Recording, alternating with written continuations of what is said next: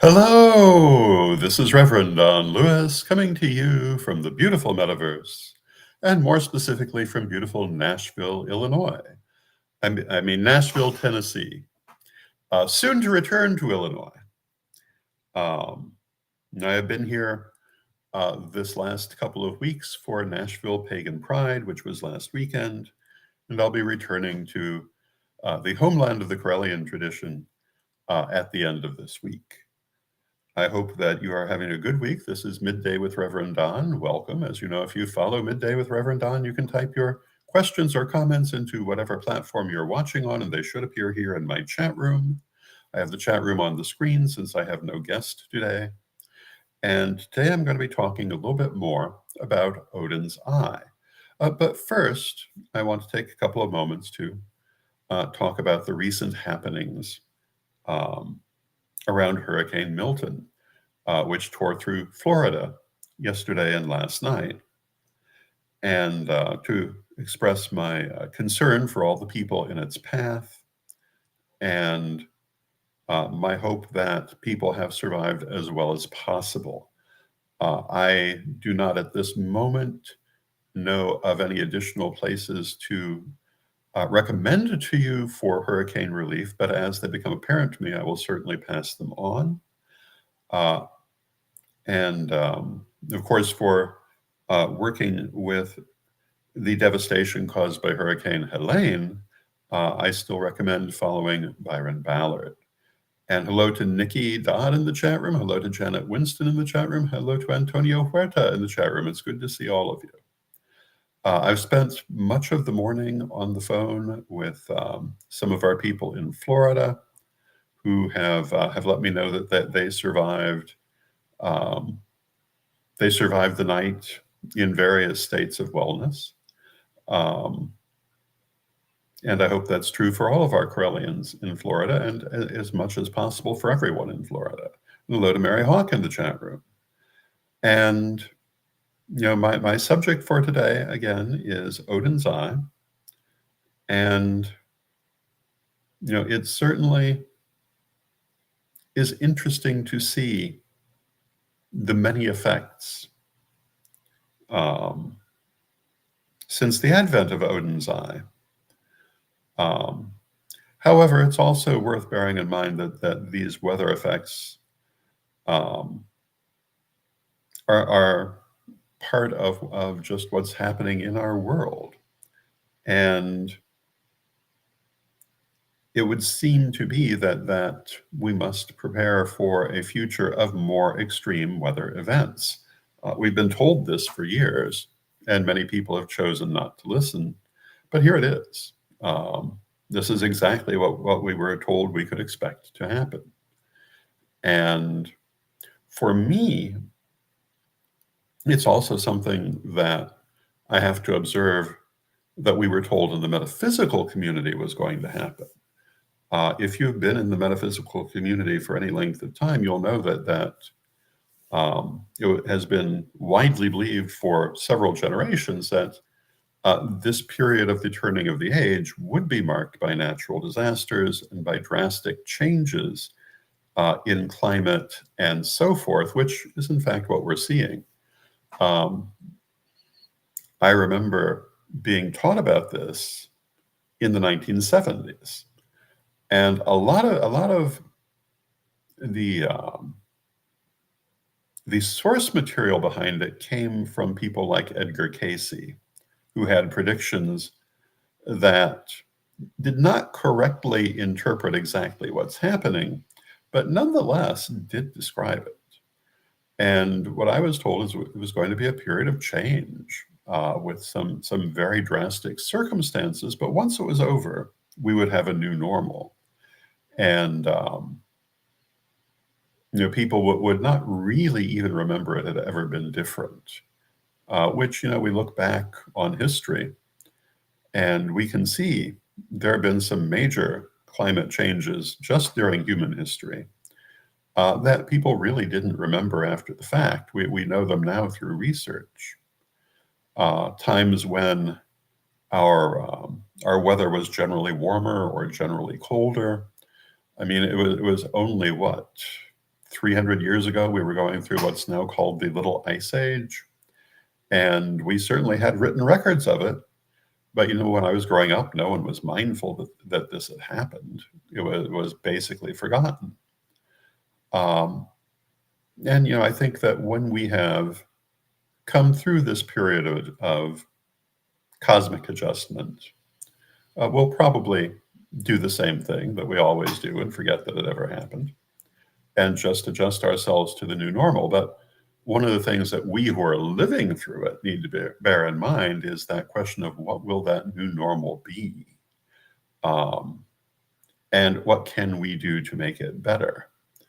And I think this is something that we need to be thinking about. And also, as we're going through it, what can we do to safeguard ourselves? This has been talked about in various circles, including our own circles for some years now, that we needed to be prepared to be more self-reliant and prepared for occasions when that wider world may not be accessible for all the help we might want from it. And I think that we need to be taking that into consideration, especially those of us who live in remote areas. I've known so many people who want to go live in the woods in a little cabin, or something like that, which is a very romantic idea in the older sense of that word.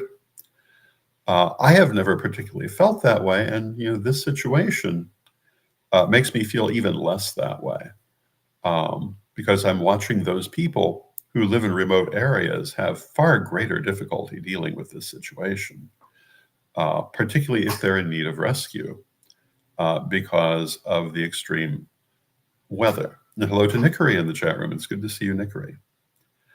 I kind of like being where help is more readily available, but that's me, and it's partly impacted by my age and various abilities. Living on a mountainside just really is not in my calendar. But if it's what you wish to do, that's perfectly fine. But I think you need to be prepared as we experience extreme weather for periods of time when you may be more isolated than you might expect. Make sure you've got that food for periods when you can't get out. Make sure that you're prepared for the kind of difficulty that we're seeing with Hurricane Helene and Hurricane Milton, because it looks like this kind of weather situation is only going to get worse rather than better. And since we're here and we're thinking people, we must be thinking of the future.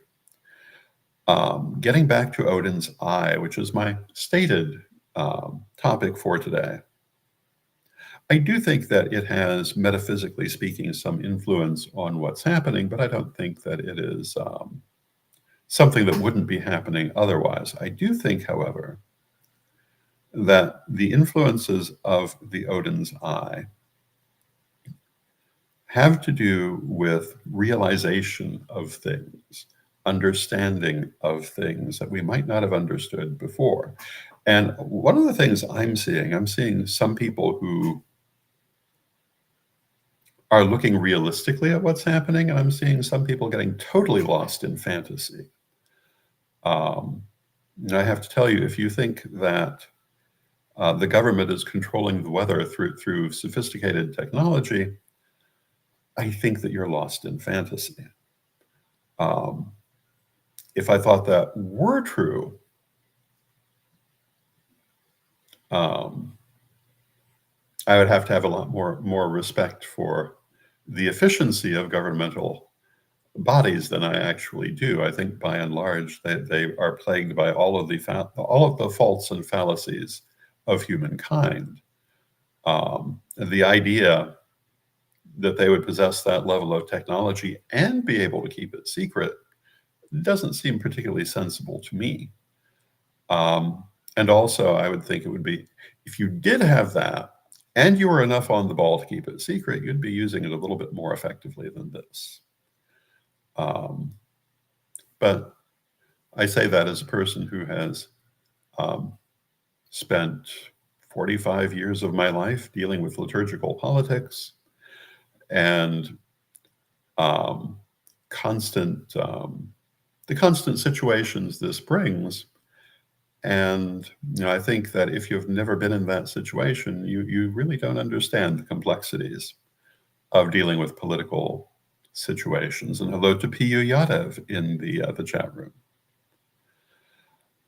I think that Odin's Eye, for those who are, well, let me say this about Odin's Eye. I think that it's very much like Neptune in the sense that if you look at Neptune, it is very much about psychism, intuition, empathy, but also fantasy and illusion.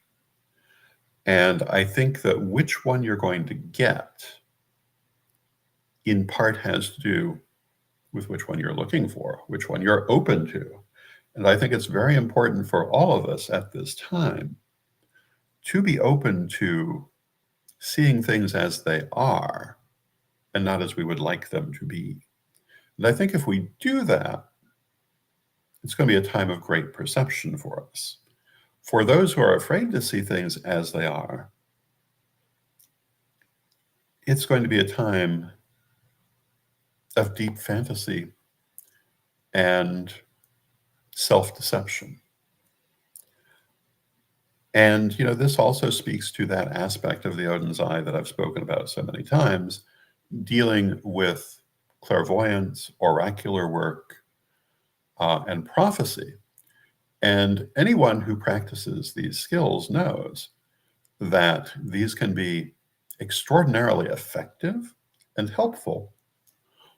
Or if the person is not doing it properly, they can also basically just fall into fantasy and delusion. I'm sure we've all known people, or if we haven't known them, we've seen them, who think they're practicing the psychic or magical arts, but are really just having fantasies, as well as other people who are having very good results. And I think this has to do with our willingness to see what's really there. And hello to Steve Taylor in the chat room. It's good to see you, Steve. And this, of course, comes back to shadow work, the thing I mentioned so very often. Probably, in my mind, the number one benefit and one of the great purposes of following a magical or psychic path. Shadow work, perhaps we might want to call it karmic disentanglement, working to free yourself of illusion, working to deal with the things that hold you back that you don't see. This is very much a time while we're dealing with Odin's Eye that we must be open to shadow work. And I think we will all see certain things about ourselves and our lives that will be very helpful during this time. Not necessarily pleasant, although perhaps, but helpful if we're willing to see them. I've already experienced this myself, no farther into Odin's Eye than we are. I had a revelation of a major effect on my life that I'm not going to go into great detail about, but it was about a week ago, I think. And I realized that all the way back in the 1980s, I had made a manifestation for my life, which certainly played out in both good and bad ways, but of which I had totally lost awareness after I did it. And having that conscious awareness, the memory that I had done this,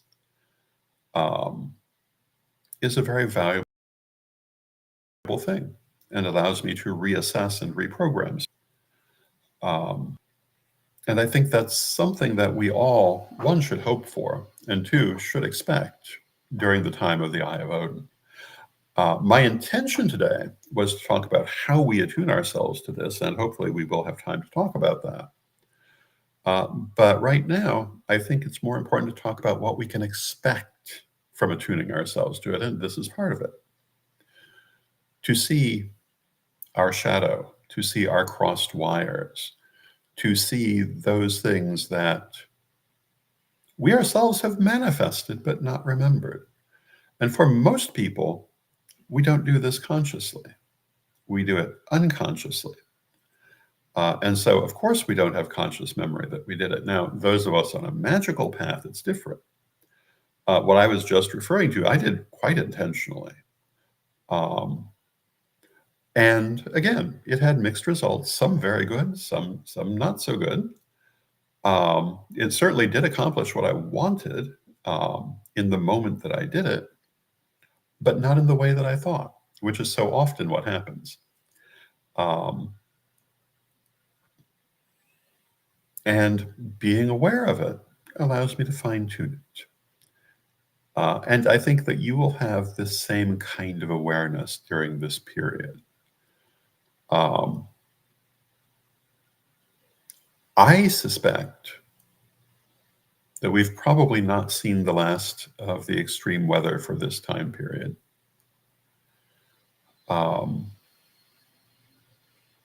So I think I would be watchful for a little more of that.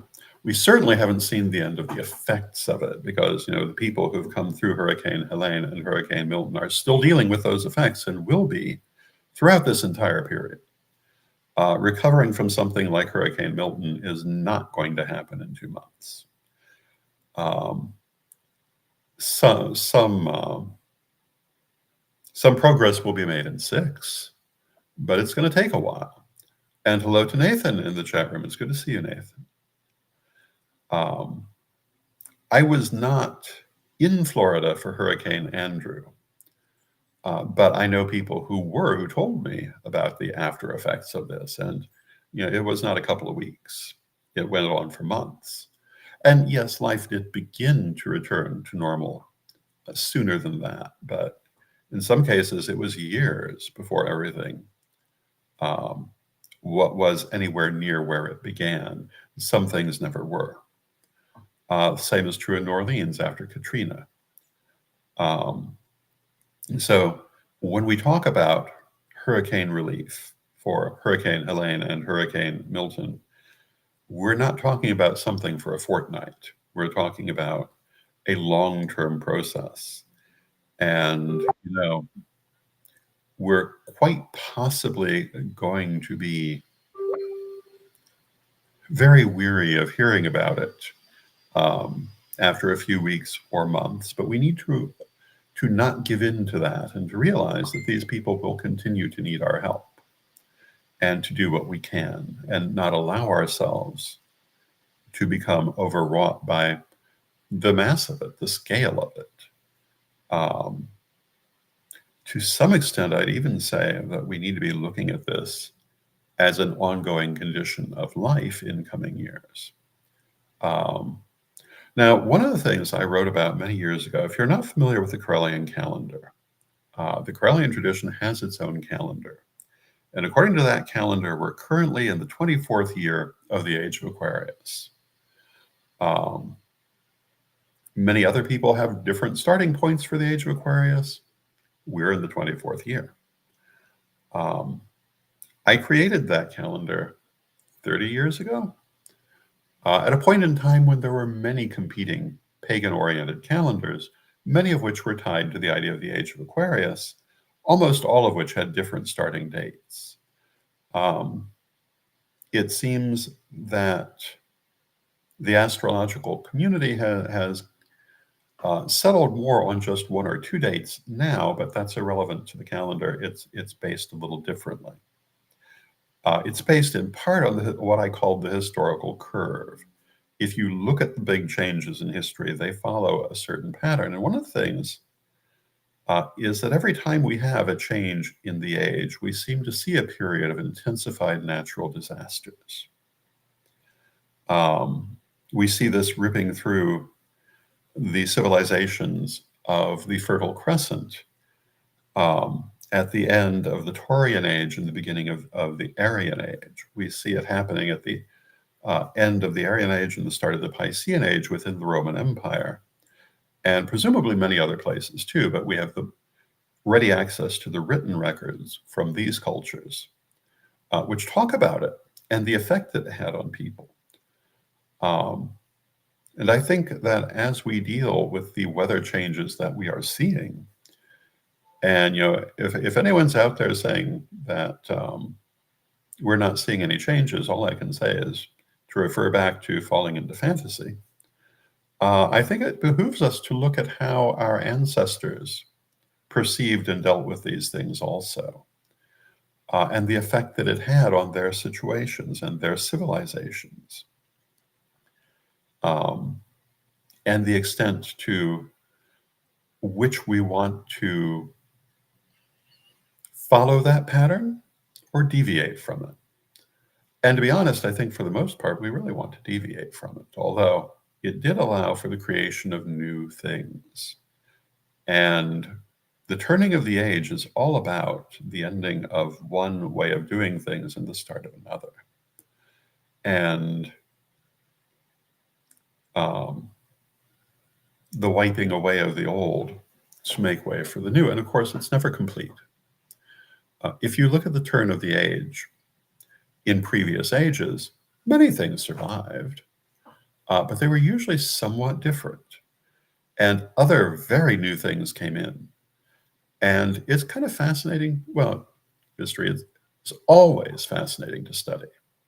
But when we look at the different ages to see how they changed the way that civilization and humanity was expressing itself, and I think we have to assume, although how much of it we'll live to see in these incarnations is another question, but I think we have to assume that future generations are going to have some very different patterns from the immediate previous generations, which has always been the case in the changing of the age.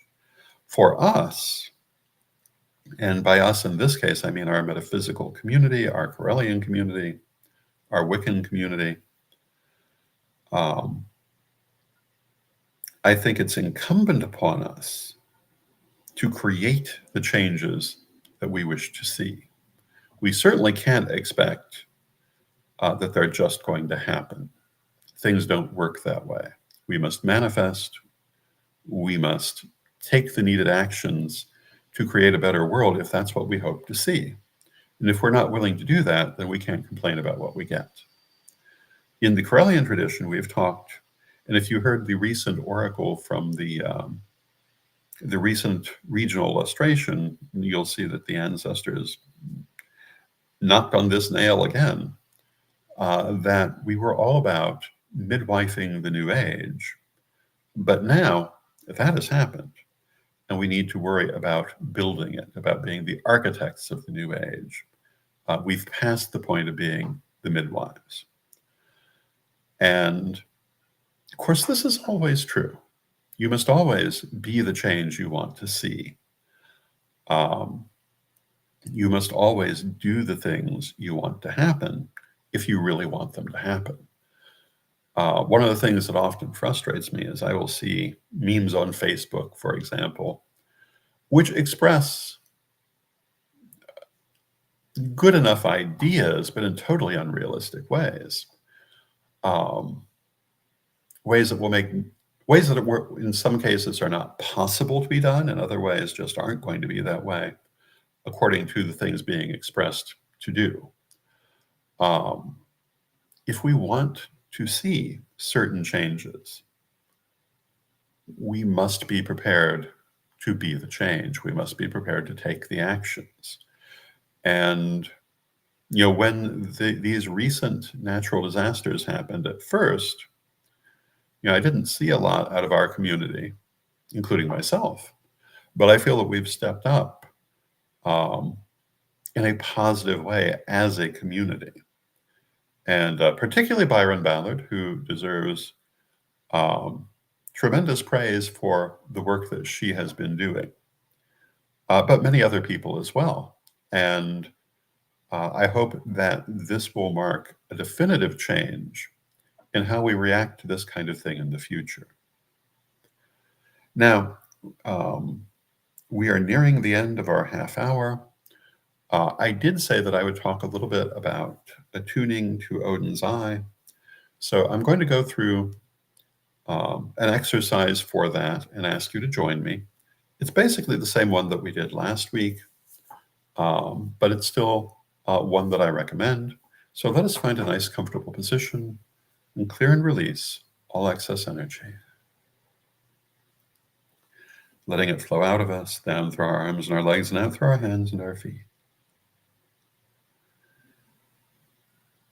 And let us become aware of our heart chakra.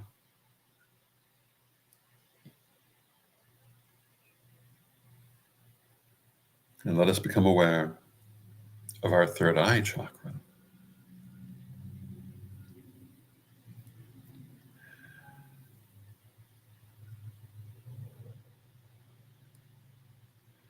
And let us become aware of all of our chakras within our body. And see them as beautiful balls of clear white light.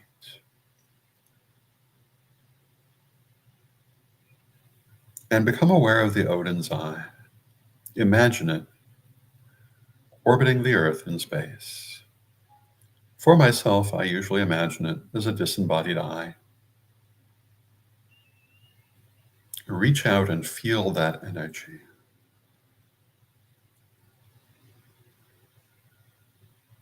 Feel that energy as strongly as you can.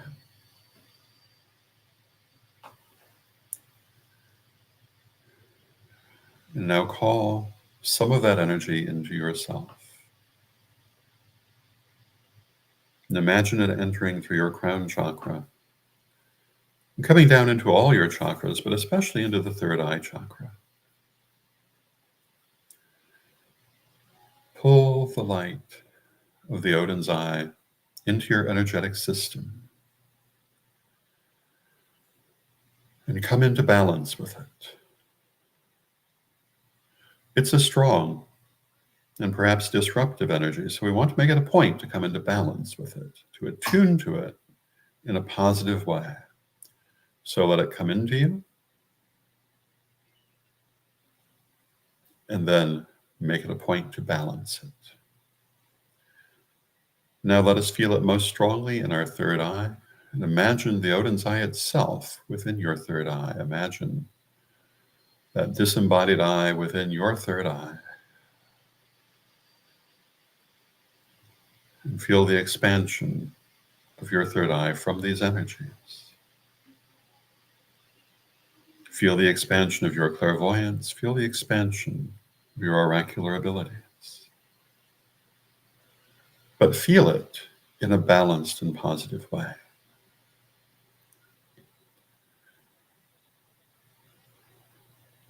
Now cease taking in any further energy. Allow the image of the third eye to close, and allow the image of the Odin's eye to dissipate. Release your connection to it. Allow the image of all the chakras to close. See them all closing one by one. Now clear and release all excess energy again. Releasing all excess energy from your system down through your arms and your legs, out through your hands and your feet. And I find it a very strong energy with a little bit of a hurricane-like feel to it. But, that makes sense. So we want to hold the good of that, but release anything excessive. Now with that, we want to take a moment for a message from our sponsors, since we're nearly at the end of our time.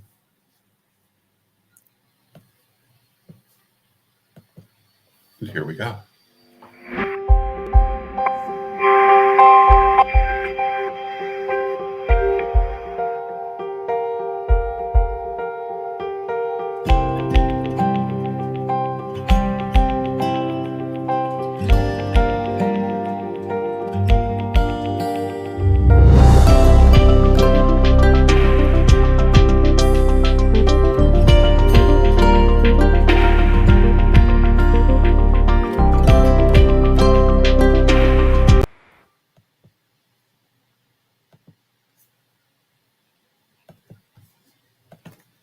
Ready to unlock the secrets of the universe? Join me, Rev Don Lewis, for my metaphysical and magic auctions at Gaia Thrift at whatnot.com. Discover fascinating artifacts, mystical crystals, and rare and unusual books that could change your life. Don't miss this chance to bring a little magic into your world. Rev Don's Metaphysical and Magic Auctions, where the extraordinary can become yours. And we want to thank our sponsors, Equinox Learning Hub, and myself, Rev Don's Metaphysical and Magic Auctions. The next one will be Sunday evening, and if all goes well, I should have some very interesting things for you. I want to thank you for joining me. I'll be back again tomorrow, and let us close with our prayer, as we always do. Divine Mother Goddess, Divine Father God, beloved ancestors, we thank you for all that you do for us in our lives. And we ask you to give us strength to deal with the many changes that are occurring in our worlds and within ourselves. We ask you to stand by those people who have been affected by the recent natural disasters and to give them strength to deal with all that they need to deal with. Beloved Mother Goddess, beloved Father God, beloved ancestors, we rejoice in your presence in our life, and we rejoice in this walk that we walk together. And we thank you with great love, and knowing you are always with us, we thank you for your presence, and may you be blessed now and always. And I thank you for your presence. May you be blessed now and always.